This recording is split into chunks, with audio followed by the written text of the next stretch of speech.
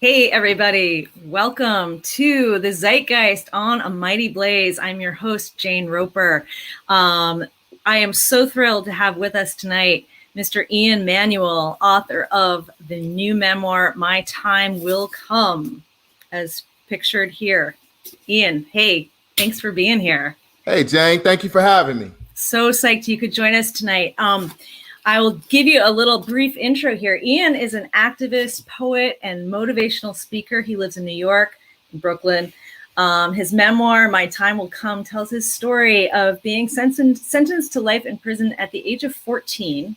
The 18 years he spent in solitary confinement and how he was freed through his own initiative and determination and the help of an incredible crusade by the Equal Justice Initiative.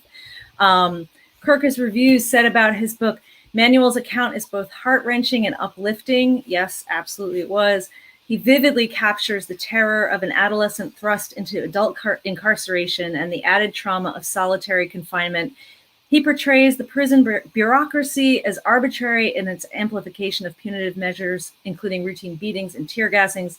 It's a disturbing, vital, necessary eyewitness addition to the debates about mass incarceration epidemic here in the U.S. Such an amazing book. And, the second I heard about it, I was like, I got to talk to this guy. Like, just an amazing story. So thank you, Ian, for joining us tonight. It's an honor to be here. I know you've done a lot of these virtual events, and I know it's probably draining. So hopefully we'll make this kind of painless. But I'd love to hear, for folks who are not familiar with your book, can we start at the beginning and, tell us what was the incident that led to this, that sort of set your life on this track and ended up with you being sentenced to prison at such a young age? Well, I grew up in a place called Central Park Village. The Central Park that I grew up in was a lot different than the Central Park that's portrayed in the media. Mm-hmm. The only time we were jogging was when we were running from the police. And that was in Tampa, right? Yeah, in Tampa. Yeah, not the Central Park that's in New York. Right. But this particular incident happened when I was sitting on the porch with my then, I guess you can call her my girlfriend. We were 12 and 13 years old. Didn't know much about boyfriend, girlfriend at the time. But one friend came to the porch and asked me to go to the game room. I was like, no, I don't want to go. I'm chilling with my girl. Second friend came about 30 minutes later, asked me to go to the park. I was like, no, I'm chilling with my girl. And the third friend came, and by this time I was frustrated with my girl, and he asked me, he said, Ian, I got a gun. Let's go downtown and do a jacking, which is the street terminology for robbing. And I said, yeah, let's go. Might as well. There's nothing going on here. And I left the porch with the hopes that my girlfriend would call me back and say, no, don't go, But that isn't how life works, Right. And I went downtown with him and three older teens. I was 13. Another guy was 14. Another guy was 16. And the oldest guy was 18. Wow. And we went downtown looking for some people to rob. And we were downtown for like hours, man. And they kept trying to get me to rob people that was out in the open. And I was like, if we do that, we're going to jail. Let's wait for a better situation. So finally, we all sat down on a curb. And they said, Ian, if you're not going to do it, give the gun to somebody else. So I passed the gun to the guy, Marquise, who had came to pick me up. And he passed the gun to his cousin, Keith, and he passed the gun to the oldest guy, Ronald. And so now we're sitting on this curb, we're passing this gun around like a hot potato, like nobody wants to do this. And finally, Marquise says, Ian will do it, man. I know he has courage, he has heart, And I gave in the peer pressure. And so we made a pact, we made an agreement that the next people that we approached, no matter if it was too wide open or not, that we were going to rob them. And the next person that we came across was Debbie and a guy by the name of Steve. Mm-hmm. And then that's when the crime happened. I pulled out the gun. Actually, the oldest guy, Marquise, went up to the guy and asked for asked the couple, did they have money changed for a 20? I thought I heard them say yes, and that's when I pulled out the gun. The lady scream startled me, and I pulled the trigger. And she was shot, and that changed the trajectory of both of our lives. Right. And fortunately, you know, she wasn't killed. She was very badly injured. Had to have reconstructive surgery and everything. So it was really a traumatic crime, a traumatic event. But then what happened was, and this is what I think is so, shocking about your story, was that you went into the trial, right? And your lawyers had suggested that you plead guilty, saying you'd get 15 years, but that's not what happened, is it? No. And just, I'd be remiss if Debbie, I mean, it was a serious injury. She was shot in the face. Yeah. But thank God it was not life-threatening. Right. She came home from the hospital that night. And that's not to diminish anything and take away from what I did. But I just want to say that her injury was not life-threatening. And by the grace of God, that's really important, right? Because I mean, what you ended up, the sentence that you were given was so out of proportion, it seems like, with what actually happened. Right. And I'll never forget, my lawyer came over to the side of the jury box, because they kept the juveniles separate from the adults, and they kept us in a jury box where the jury would have been seated at. When there wasn't a trial going on, they put the juveniles in the jury box. And my lawyer came over, leaned over the side of the jury box, and asked me hey, Ian, I worked it out with the judge. If you plead guilty, you're going to get 15 years. But if you force the judge to go to trial, you're going to get a life sentence. I don't know about you guys, but telling a 13-year-old child that he's going to get 15 years in prison, that in and of itself sounds like a life sentence to a child. Of course. I hadn't even been alive 15 years yet. Right. Right. So it was very odd for him to tell me that. But so I told him, no, I'm not pleading guilty. And then he did something that I wasn't expecting. He went into the audience and he sat down by my mother and went to talking to my mother. And my mother came up to the side of the jury box and she said, Ian, plead guilty. Do it for me. Mm-hmm. And I sat there and I thought about all of the times that my mother had told me to do something and I did the opposite. And I reaped the consequences of that behavior. And she usually was right. So I thought she was right this time. Well, she was wrong this time. And she went to her grave 5 years later regretting that decision, because I was not given 15 years. The judge looked at me in sentencing and said, Mr. Manuel, there was a statement made in this courtroom about giving you a second chance, but sometimes there are no second chances. So for the crime of attempted murder, I sentence you to life. For the other crime of attempted murder, I sentence you to life. For the armed robbery, I sentence you to life. For the attempted murder, attempted armed robbery, I sentence you to 15 years. These sentences are to run concurrent, and I am imposing life probation in case the Department of Corrections should, for whatever reason, ever release you. So he totally condemned me as a 13-year-old child. I had just turned 14 after the plea, but my life was gone. He tried to eradicate me from Earth. Yeah. It's really kind of unbelievable that this can happen. And I know that, so I mean, the United States is, I think, the only country in the world, right, where juveniles can still be sentenced to life in prison. And there have been some changes, but that's still the case, right? Yeah, see, there's a law, particularly in Florida. I mean, it's all over the United States. There's different laws that guide different states.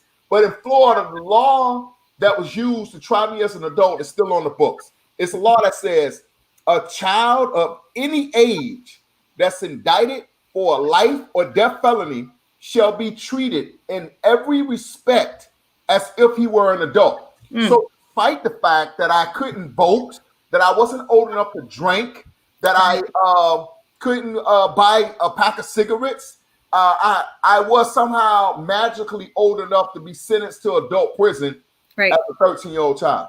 Yeah, it's nuts. I have two 14-year-olds. I know how immature they are. Like, I mean, please. But this obviously like disproportionately affects kids of color. They're treated very differently in the legal system in general.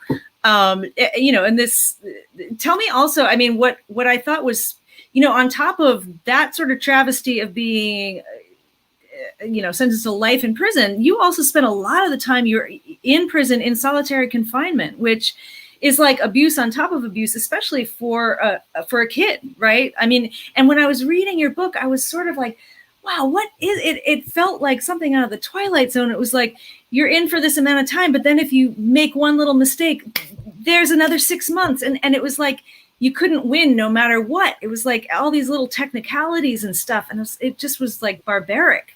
Cruel.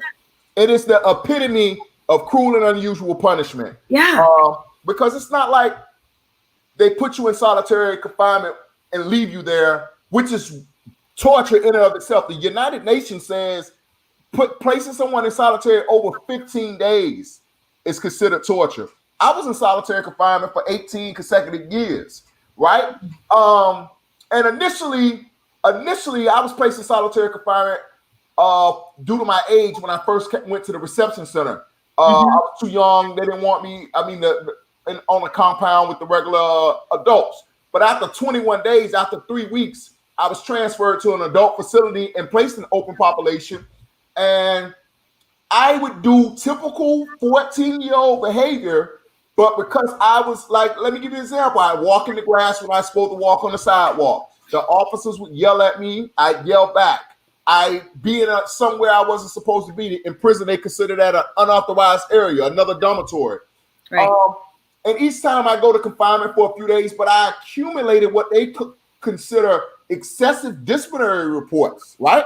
And then I was placed in long-term solitary confinement where there is no there's no saying when you can be released. I like to describe it as in an elevator, right? Imagine being in an elevator and it's 3 floors. On the first floor is the most restrictive floor, the second floor and the third floor. And you have to do 6 perfect months on each floor to go to the next level. But if you do one thing, possess a magazine, get caught talking, standing on the door when a female enters the wing and you're caught looking at a female, all of those things add an additional 6 months to your time. And those months turn into years and those years turn into decades. Yeah, it's crazy. It was just nuts reading about that. And there's really a sense that like there's no effort to rehabilitate. It's really just about punishment and dehumanizing. And It's bad enough to do that to an adult, but to do that to a kid, it's kind of like, what are we trying to accomplish here? So, I mean, there are a number of extraordinary things about your story. One of those things is the fact that when you were, I think it was early on, right? When you were in prison, you called or Debbie Bagri, the woman that you had shot. So tell us about that, because it's pretty extraordinary. Yeah, I get asked this question a lot because it's not typically something someone would do. Right. But when you're a child and you have a childlike imagination, you come up with all of these fantasies and ideas of things that, and I'll tell you this, something else. Each of us has this voice inside of us that compels us to do something. And most of us push those ideas down. Like, that's a crazy idea. It'll never work. But when you're a child, you kind of have listen to your imagination. And I can tell you, even growing up as an adult now, I try not to quiet that voice. I listen to it because you're a writer. You're a writer. That's why. That's what we do. We're crazy like that. Yes, it has led me to some of my greatest triumphs in life, listening to that little voice. Yep. And anyway, what I wanted to say was this. I received all of my legal documents because my lawyer told me he was going to appeal the case. Only thing he did was file a motion to mitigate sentence that the judge denied. And then he sent me all of my legal work saying, I've done all I could do. We can't appeal anything, right? Mm-hmm. And I was going through my legal work and I found a police report with Debbie's address and phone number in it. And I immediately got the thought, man, you know what? I'm going to call this lady, man. I'm going to call Debbie. And I went out into the open compound and picked up the phone. And back then, you could press 0 and get a live operator. I don't know if that even works these days. I was just telling my kids about that. How you used to be able to do that. I don't think it works anymore. I don't know. But yeah. Well, I pressed 0 and I told the lady operator I have a collect call from Ian for Debbie. A lady picks up on the other end and she says, "Can you ask him his last name?" And now I was stuck on the spot, but something told me if I wanted this to work, I had to tell the truth. And I said, Manuel, Ian Manuel. And she said, with a frightened voice, she was like, yes, I accept. And we talked, and I just remember the first thing I said is, it was Christmas time. And Debbie, Miss Bakery, I like to wish you and your family a Merry Christmas. And I called to apologize for shooting you in the face. And so then Debbie asked me something that no 14-year-old should ever have to answer. She said, "Ian, why did you shoot me?" And I just said, it was a mistake. It all happened so fast. And we talked for 15 minutes. The phone hung up. I asked, could I call back? And I don't remember much about that second phone call, except one thing. I asked her, could I write her? And she said, yes. And that's how our correspondence started.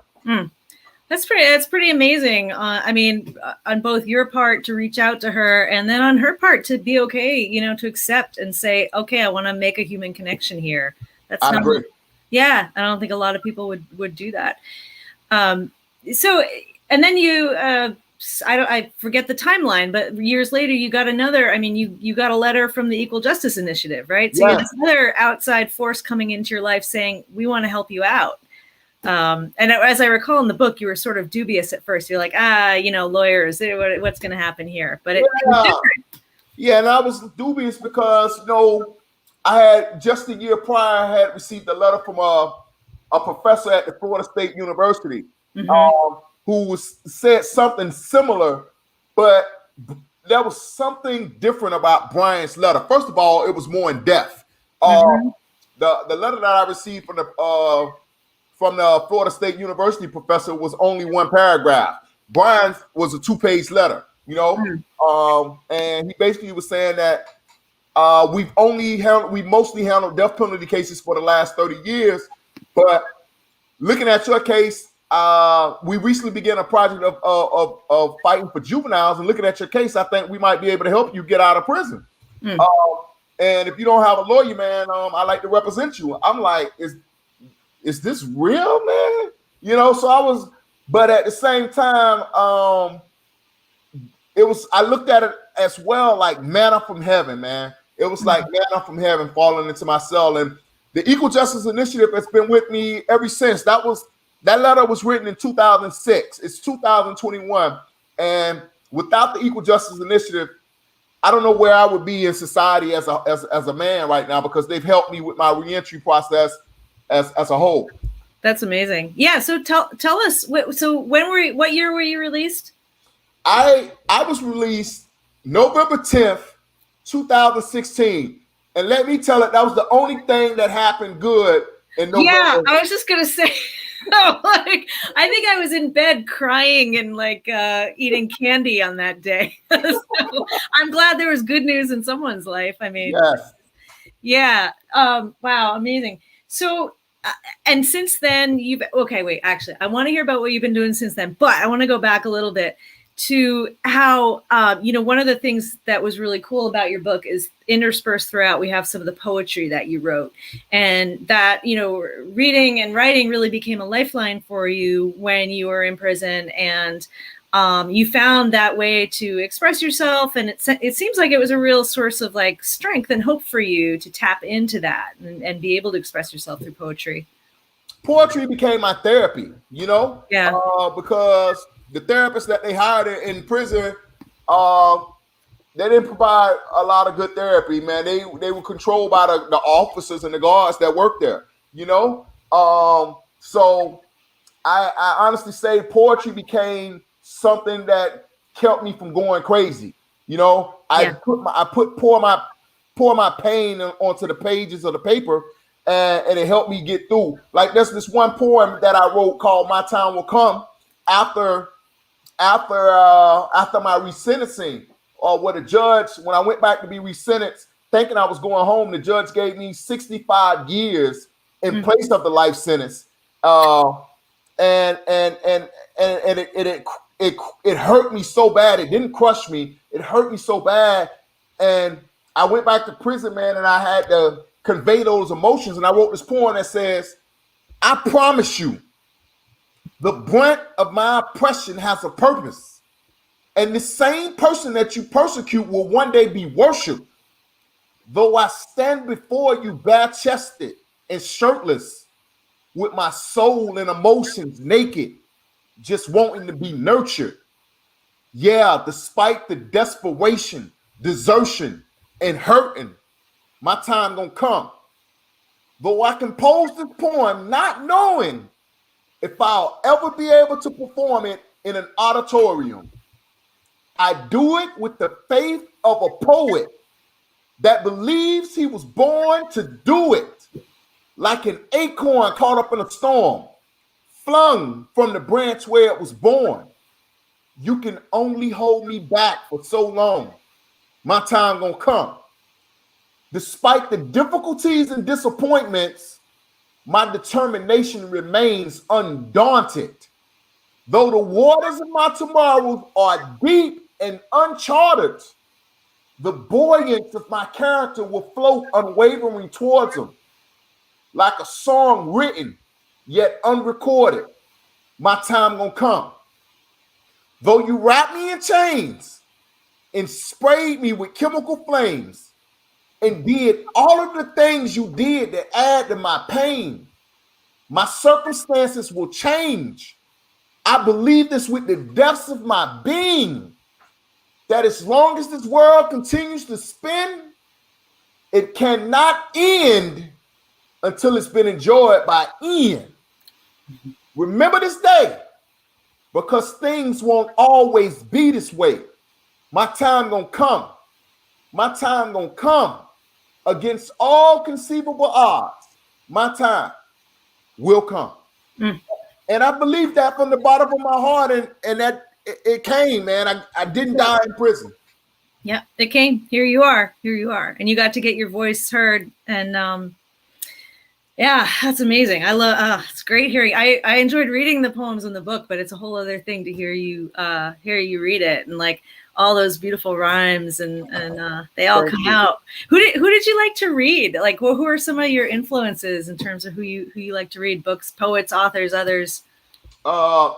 Tupac, Eminem, yeah, Maya Angelou, Eckhart Tolle, Gary Zukav. Those are some of my influences when I was in prison. Malcolm X. You know, you got to understand, they kept me in solitary from a teenager till I was 33 years old. Yeah. So my reading level expanded. I started out reading urban novels like Donald Goins and Iceberg Slim, but then I started reading psychology books. I started reading books that expanded my spirituality.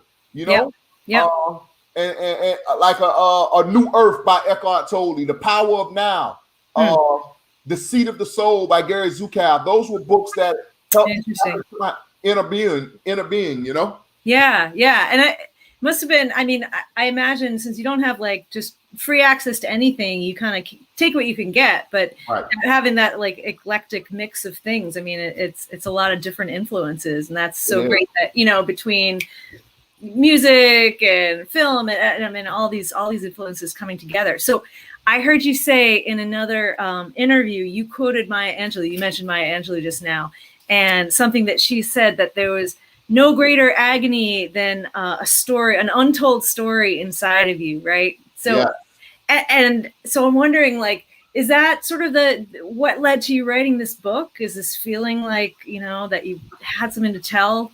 Yes, and yeah, I felt like I had lived a life of a unique life, a life that people should hear about, right? I wanted people to know that I had survived the worst that humanity could do to another human being. And I'm not done. I mean, a lot of the pain is gone, Sure. but I have to remember, man, I was in there being tortured for nearly over half my life. Yeah. And you've only been out for 5 years. And I've only been out for 5 years. I still have some stories to tell, and hopefully, I'm in negotiations right now to bring My Time Will Come to the cinema. You know, they're gonna make a movie about my life. You know, oh, that's awesome. That is so I can actually describe in visual, descriptive scenes things that kind of either didn't make the book or bring the pages of the book to life. Yeah.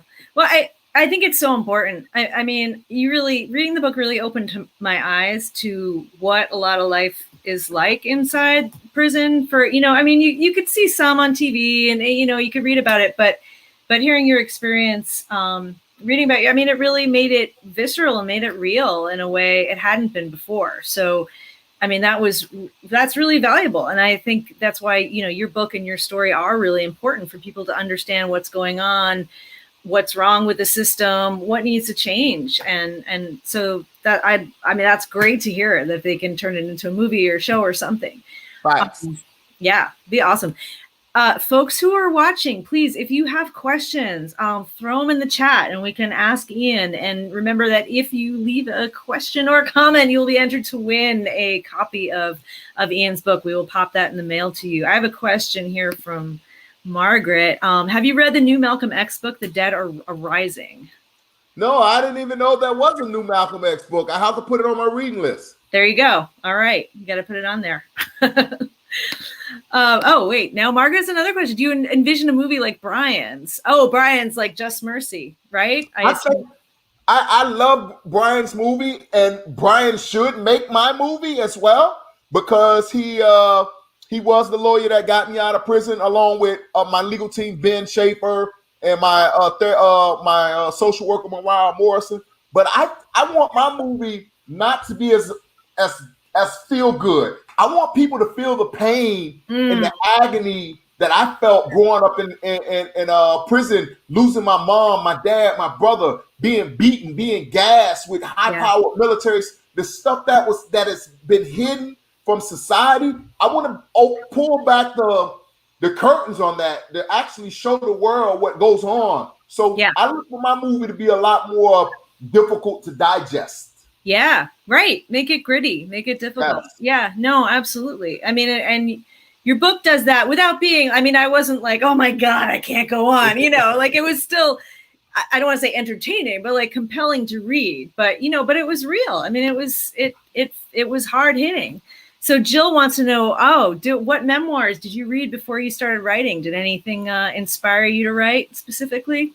I mean, not in reading has been difficult in society because I have more distractions on my hands and stuff. But one book that stood out to me in prison was The Hurricane. The one by Denzel Washington, the movie The Hurricane. Yeah. I really liked the way they did that book and the movie, man. It was inspirational. Excellent. And the way he held on to his strength and his truth and continued to fight for his freedom.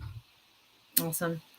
Do you have do you have advice for folks who, after hearing your story, reading the book, learning more about, juvenile incarceration or mass incarceration in general, what are things that people can do if they want to help change things?